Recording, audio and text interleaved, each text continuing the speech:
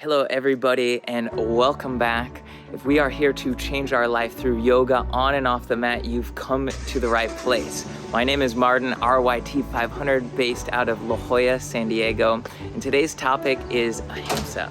Last week, we spoke about how intention can be this driving force to propel you forward in life, and today is a super important topic about non-harming. And it can be very basic, right? We don't want to be punching people in the face, hurting animals, because that's not going to bring you any joy in your life. But the other aspect of Ahimsa starts right here.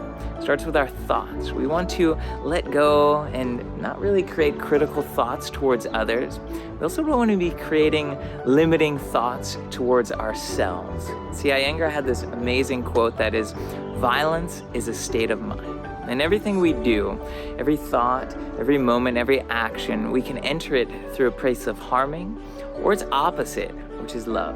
See, love is at the core of Ahimsa. When we're really critical to ourselves, other people around us, they feel it too.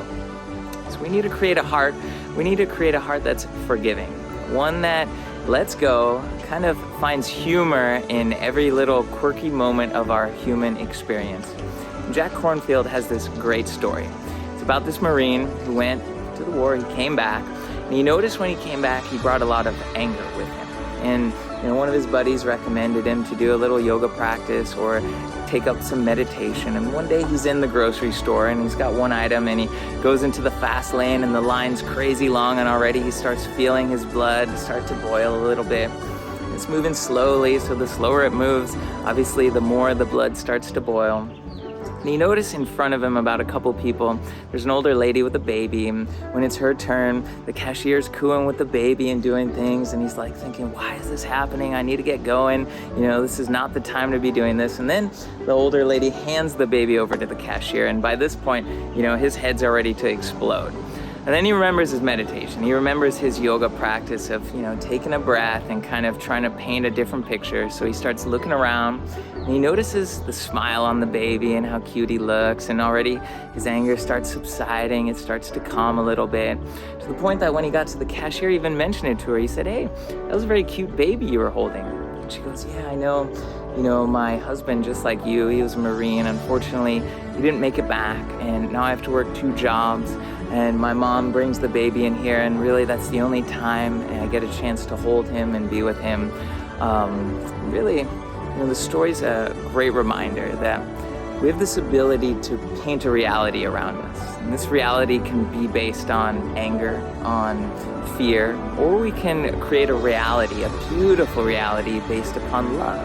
You see, everything you do, every action, every moment you take, it can come from this beautiful place of love, or it could come from the opposite. So when you enter onto your mat, when you go through your life, try and have the ability to flow with love and not force. And there's also this other aspect of fear.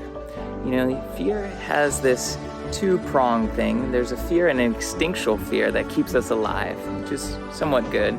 Then we've got the other fear, which is the fear of the unknown.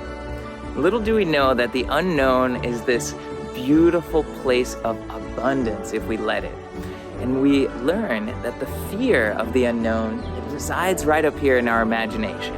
And it's our mind that is really holding us hostage to this beautiful world in which we could live in. So your practice for the next week is to maybe take something that you've been fearful, something that you've never done, and do it.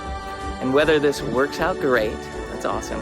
And whether it doesn't, you gave it a go and you tried to experience something new, another way of living, and that's really what life is all about. Well, I hope you enjoyed this video. If you did, give me a thumbs up and subscribe to the channel. New videos uploaded every week. And if you're down in San Diego, come practice with me. Talk to you guys later. Namaste.